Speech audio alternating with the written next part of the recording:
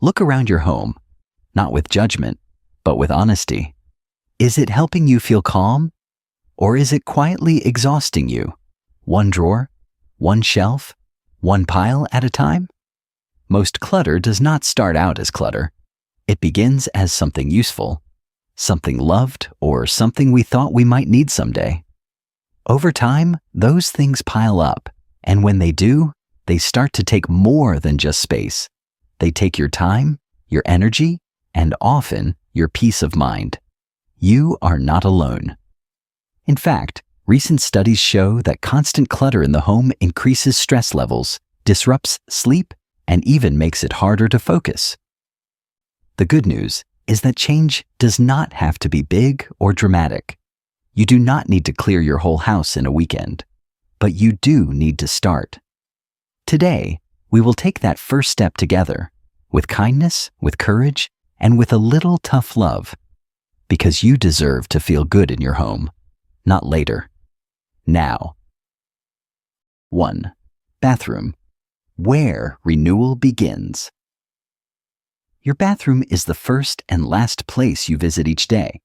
It is where you prepare to step into the world and where you return to wash off the weight of it. That space should feel like a small sanctuary, but too often, it becomes the most overlooked room in the house. A cluttered bathroom does not shout for attention. It slowly builds into a space that feels unpleasant, sometimes even unsafe. Let's be honest. Are there old toothbrushes with worn-out bristles sitting in a cup by the sink? Bottles of shampoo that are nearly empty? Expired medications hiding behind cabinet doors? Here is a surprising truth. Scientists have found that the high humidity and heat of a typical bathroom can cause bacteria and mold to grow faster than in any other part of the home. That means products you store in here may not last nearly as long as you think, even if they look fine. Ask yourself, would you feel comfortable washing your face or brushing your teeth in someone else's bathroom that looked like this? That is a helpful way to reset how you see your own space. Let's start simple. Set a timer for 10 minutes. Begin with one drawer or one shelf. Toss anything that is empty, expired, moldy, or just feels unpleasant to touch. That face cream from 5 years ago? Let it go. That old razor you have not used in months. It is not doing you any favors. Your bathroom should support you. It should give you energy, not take it away. Keeping only the items that work, that you use regularly, and that are safe can transform the way you feel each morning. This space is about care, and care begins with attention. So today, give your bathroom a little care. In return, it will care for you better tomorrow. 2. Kitchen. Clear counters, clear mind. Let's be honest. Most of us have at least one drawer in the kitchen that we secretly call the junk drawer. Sometimes it turns into an entire cabinet, or two. And before we know it, our kitchen becomes a museum of forgotten gadgets, duplicate tools, and items we do not even remember buying. Here is something most people do not realize. Studies have shown that the average household only uses about 20% of their kitchen tools, 80% of the time. That means the other 80%, the avocado slicer, the second potato peeler, the tiny electric chopper you used once, are just taking up space. Think about how often you reach for the same items. Your favorite spatula, one sharp knife, a good pan. These are the things doing the real work. The rest, they are silent clutter. Ask yourself, when was the last time I used this? If the answer is, I cannot remember, or maybe once years ago, it is time to let it go. Try this approach. Step 1. Open just one drawer or cabinet. Step 2. Pull everything out. Step 3. Pick up each item and ask, do I use this at least once every 3 months? If not, donate or toss. Step 4. Put back only the items that pass the test. And the countertop? That deserves breathing room. Only the daily essentials should live there. maybe your coffee maker or toaster. Everything else belongs in cabinets or drawers, or out of the house completely. A clear kitchen is not about perfection. It is about ease. When your counters are clear, your mind follows. Meals become simpler, your time more focused, and your home more welcoming. Give your kitchen the chance to be what it was always meant to be, not a storage unit, but the heart of the home. 3. Paper clutter. Freeing your desk, freeing your mind. Paper is sneaky. Unlike clothing or kitchen tools, paper arrives in small, innocent doses, one envelope at a time, but it builds quickly. Soon it forms piles, then stacks, then entire corners of rooms. Here is what makes it worse. Paper is tied to decisions. That unopened bill, it represents something you have to do. That medical letter, something you need to respond to. Even unopened junk mail creates a mental burden. There is a psychological term for this, the Zeigarnik effect. It means that our brains hold on to unfinished tasks, even small ones, and they keep spinning in the background like open tabs in a web browser. That is why just looking at a pile of paper can feel overwhelming, even if you are not reading it. So what do? We simplify. You do not need 20 categories or a filing system worthy of a law office. You only need 3 piles to start. 1. Action. These are bills to pay, forms to sign, items that require your attention. 2. Keep. These are important records, taxes, medical papers, legal documents. 3. Toss or shred. 90% of paper clutter usually falls here. Set a timer for 15 minutes. Do not try to tackle everything. Start with 1 stack. Touch each item once and put it in one of the 3 categories. Do not overthink. Once you have your action pile, choose one small bin or tray where it lives. That way, nothing urgent gets buried. The goal is not perfection. It is relief. And that feeling of a clear desk, of knowing where things are, of no longer carrying dozens of tiny decisions in your head, that is worth far more than any file folder ever could be. 4. The closet. Clothing that speaks kindly. Open your closet and take a moment, not to organize it yet, but just to stand there and listen. If your clothes could talk, what would they say to you? Would they say, "You're ready for today?" Or would they whisper, "You used to be thinner?" Or, "You should dress like you used to"? This might sound strange, but we all have a relationship with our clothing. Some items encourage us, others shame us. The jeans that haven't fit in 10 years? That expensive blouse you never really liked? The formal wear from a job you retired from long ago? These pieces no longer serve the person you are. In fact, they often hold you back. There's a psychological cost to opening your closet and feeling judged. That pressure builds quietly, and the longer it stays, the heavier it becomes. That's why this is not just about space. It's about self-respect. Try this gentle but firm exercise. For the next week, turn every hanger in your closet backward. Each time you wear an item, put it back normally. In 6 months, anything still hanging backward is telling you the truth. It no longer belongs in your life. Let go of clothes that speak unkindly. Let go of the fantasy wardrobe for a version of yourself that no longer exists. Clothes that don't fit are not motivation. They're reminders of pain, regret, or comparison. You deserve better. Here's something unexpected. A recent study showed that wearing clothes that fit well and feel good actually improves decision-making and lowers anxiety. Your wardrobe is not just fabric. It's a form of energy that touches your body every single day. What if your entire closet only held clothes you could comfortably wear tomorrow? Clothes that made you feel like yourself. Not who you used to be. Not who you're supposed to be, but you right now. That's the goal. Not a smaller wardrobe, a kinder one. 5. Sentimental clutter. If everything is special, nothing is.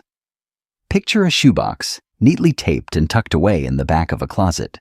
Inside are birthday cards from your children, handwritten notes from a loved one, maybe a baby shoe from decades ago. Just opening the lid brings a lump to your throat. Now picture a stack of boxes, old photos you've never sorted, dusty souvenirs from trips you barely remember, childhood toys from someone who now has children of their own. There's so much of it, you don't even know what's in half the containers anymore. This is the difference between memories and clutter. Sentimental items are some of the hardest things to let go of.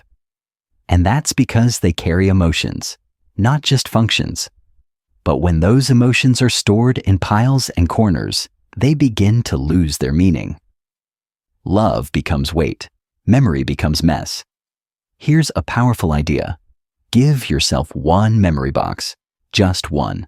Not as punishment, but as a container of honor. Everything that goes into that box should earn its place, not with guilt, but with story. Ask yourself, if I had to explain to a grandchild why this item matters, would I know what to say? If not, maybe the item has already served its purpose. Maybe it's time to take a photo, smile, and release it. Here's a fact you might not expect. When people go through old items and tell their stories out loud, even if just to themselves, they process memory more clearly and feel less emotional burden. Speaking the memory gives it shape.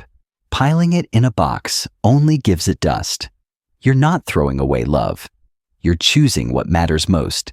Because if everything is saved, nothing stands out. And the truly precious things deserve to shine. So hold each item. Remember, then choose. Honor it, display it, or release it. But do not bury it in clutter. You and your memories deserve more than that. 6. Outdoor and digital clutter. 2 worlds, 1 piece. Step outside your front door.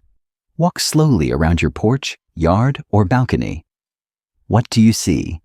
An old watering can, cracked flower pots, a broken chair that no one uses anymore?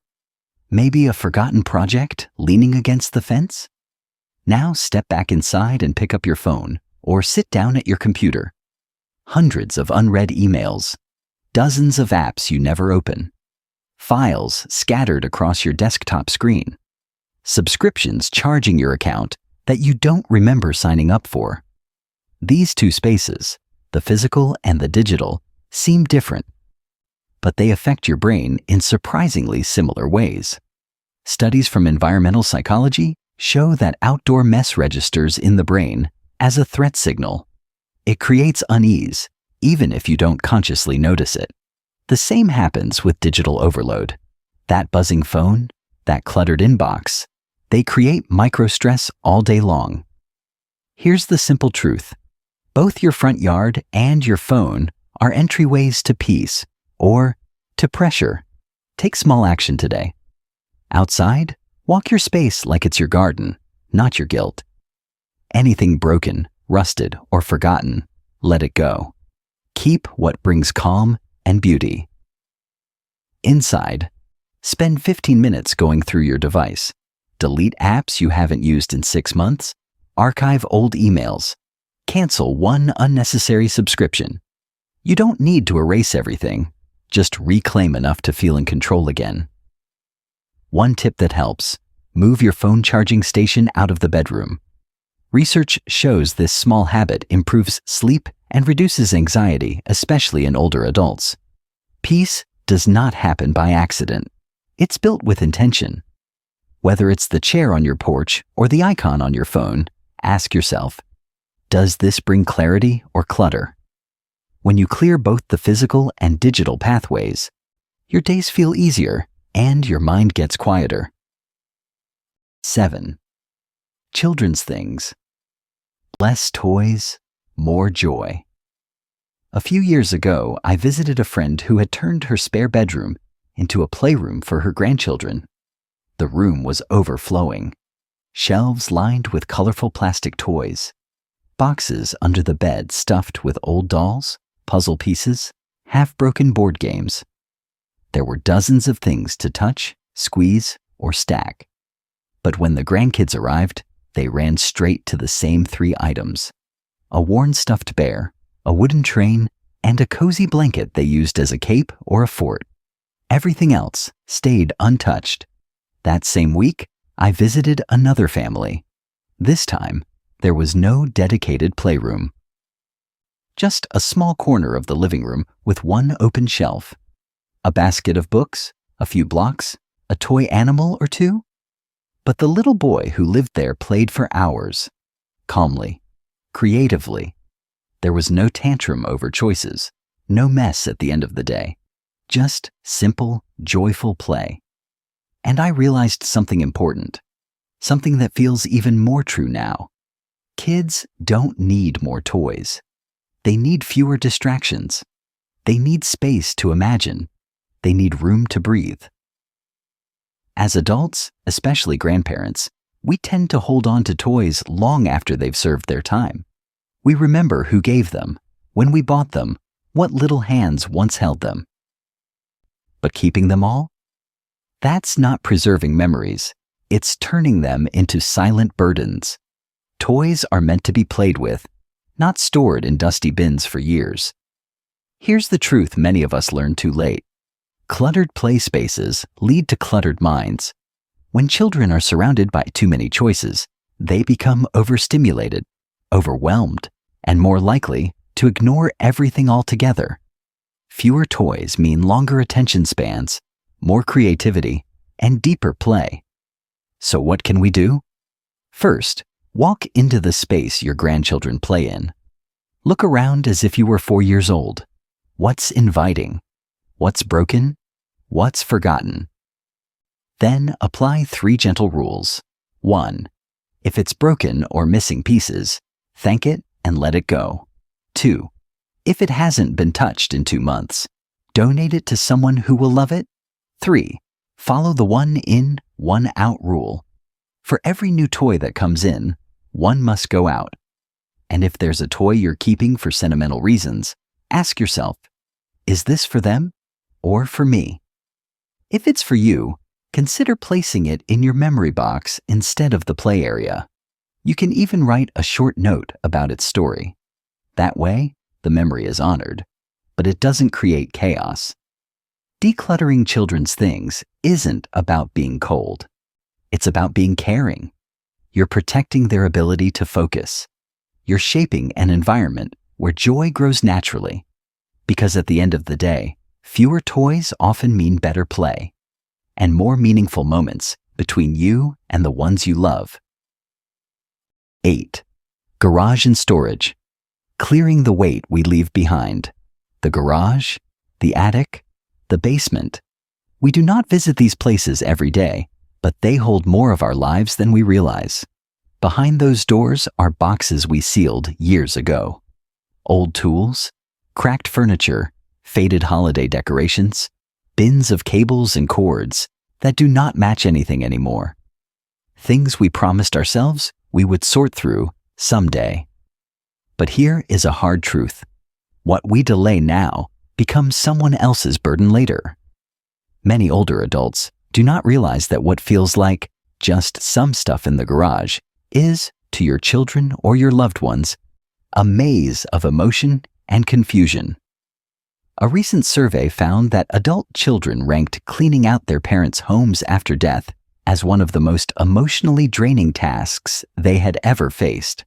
Not because they were ungrateful, but because they didn't know what to keep, what to toss, and how to separate your memories from the mess. You may not think of it this way, but those shelves full of someday items are part of your legacy, and you have the power to decide what kind of legacy you want to leave behind. This is not about getting rid of everything. It's about making intentional choices, now while you can. Start with 1 shelf.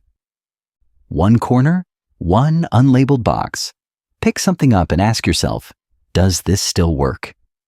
Do I still use it? Would I be proud to pass this on or embarrassed?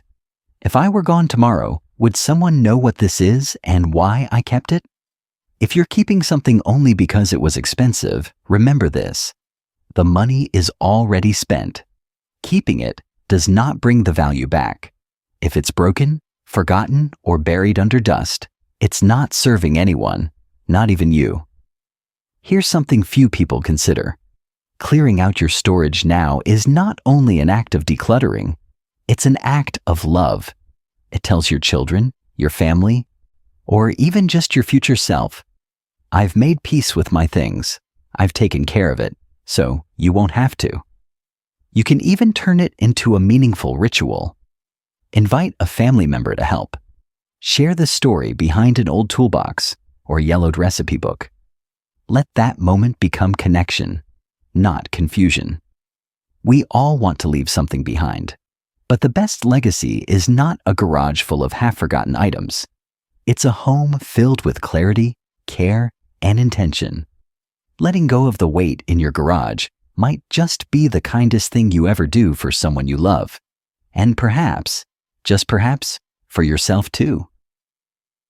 9. Daily maintenance. The gentle habit that changes everything. By now, you've done some real work. You've opened drawers, emptied shelves, made hard choices, and maybe let go of things that felt heavier than they looked. That is something to be proud of. But here is a quiet truth, one that many people overlook. The most powerful kind of decluttering is not what you do once. It's what you do regularly in small, gentle steps. Think about the way we care for our bodies. We don't take one long walk and call ourselves fit. We don't brush our teeth once a month. True well-being is built in the ordinary, in the rhythm of small acts. Your home works the same way. You don't need a weekend marathon of sorting and tossing. What you need is a ritual, just 10 minutes a day. That's it. Set a timer if you like. Choose one drawer, one corner, one basket on the floor. Open it, look inside and ask, what no longer serves me here? Then act, one decision at a time. You might be surprised to learn that researchers have found that microhabits, tiny consistent actions, are 5 times more likely to stick than big one-time changes. That means the quiet act of clearing one surface each evening is more powerful than an entire day spent tearing through the house in frustration. It's not about perfection. It never was. Some days, you may only have the energy to fold a blanket and put away a pair of shoes. That's enough, because consistency builds calm. Each time you choose to restore a small space, you're reinforcing something important. That your home is a place of care, and that you are worthy of that care. This also means you're allowed to stop when you're tired. You're allowed to rest without guilt. Maintenance is not about pressure. It's about peace.